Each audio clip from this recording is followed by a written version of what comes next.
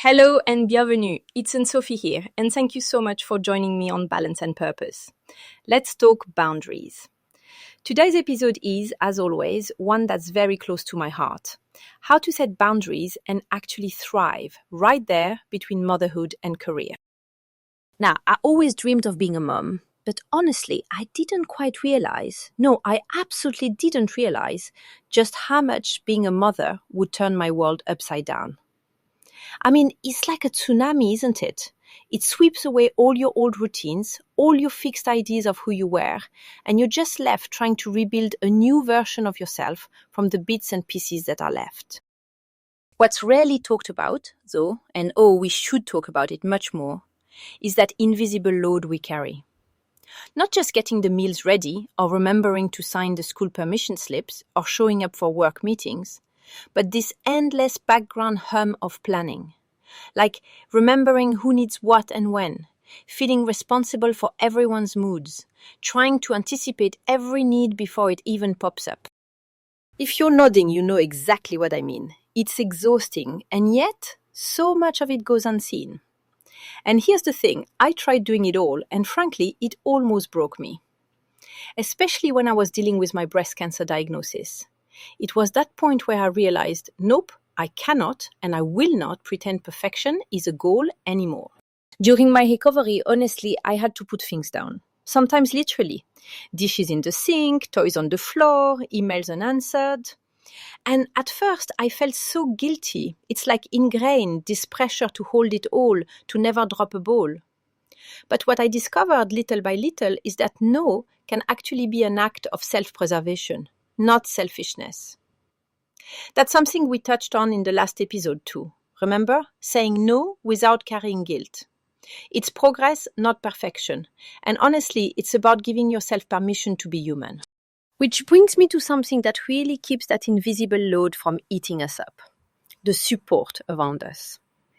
It took me ages to properly understand the difference between, a partner who helps out occasionally and a partner who actually shows up, who believes in your dreams just as fiercely as you do. Someone who looks you in the eye and says, "Go on, I've got this covered," and means it. Not just because they have to, but because your ambition matters to them too. That kind of support, it's honestly transformative when you have it. But sometimes you don't. And that's when community comes in. I'll tell you, when I first moved from France to Britain, oh la la, I had no family nearby, no childhood friends, just this big new world. I was lonely, really. But I started reaching out, little by little. The neighbor who'd offer to pick up my kids if I was stuck in traffic, the friend who'd come over for a quick coffee, those simple gestures. Over time, this little network grew. It became my village, my backbone. And it was mindfulness, yes, all those breaths and pauses, that helped me open the door to new friendships and also to accept help. I'll admit, asking for help never came naturally to me. It felt uncomfortable, even weak. But honestly, it's a kind of wisdom, isn't it? We are not meant to do any of this alone. So if you're listening and thinking you have to carry it all, no, vraiment, you don't. Friends, neighbors, even professional communities, they are the unsung heroes of this juggling act. And each time you let someone in, not only do you get support, but actually your connections deepen, your sense of belonging grows. It's funny, isn't it, how allowing someone else to lift your load for a minute can actually make you both a little stronger. Now, let's talk about what happens when you finally set those boundaries. Beyond being a mother or a professional, you are, first, a woman. This is something I always try to remind my clients. You cannot pour from an empty cup. So keeping something just for yourself, a hobby, a creative project, or simply a walk in silence, isn't selfish, it's essential. Even 20 minutes a day, that's it. Sometimes I journal, sometimes I just sit with tea and breathe. It's more important than we realize. And this is where practical boundaries come in, right? Maybe you close the laptop at the same time every evening, or you light a candle to switch from work mode to mama mode. It sounds a bit silly, but honestly, these rituals can help your brain and body to reset. One thing that really helped me was carving out non-negotiable time each week for myself, even if it meant asking my partner, "Hey, I need this for me." Sometimes they don't understand right away, especially if they are not used to you speaking up about your needs.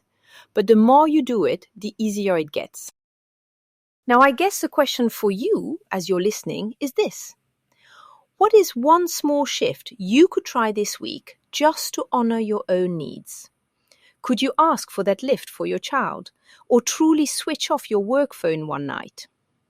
Sometimes the smallest step is the bravest. And you know what? Your children see these choices. Boundaries aren't walls, they're invitations for respect, both from others and from ourselves. We're modeling for them that saying no is sometimes the kindest thing for you and for the whole family. So, on that note, let's keep figuring this out together. Progress, not perfection. Merci for joining me today. You're not doing this alone, I promise. I'll be back soon with more thoughts and real-life wisdom from this ongoing dance between motherhood, ambition, and just being ourselves. À bientôt!